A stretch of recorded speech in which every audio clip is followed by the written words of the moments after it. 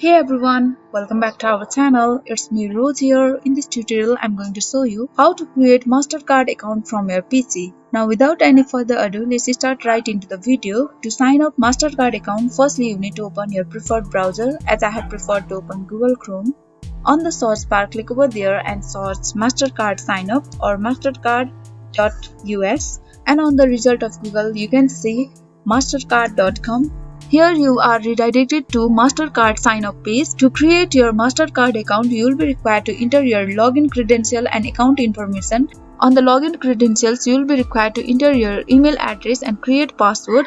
And on the account information, you will be required to enter your first name, last name, company name, your country from this category, and the last one is company type. You can choose your company type from this category and then click on I am not a robot. And this is how we create our Mastercard account from our PC. I hope this tutorial helped you, and if you are new to our channel, make sure to like, subscribe and hit the notification bell icon, and thanks for watching.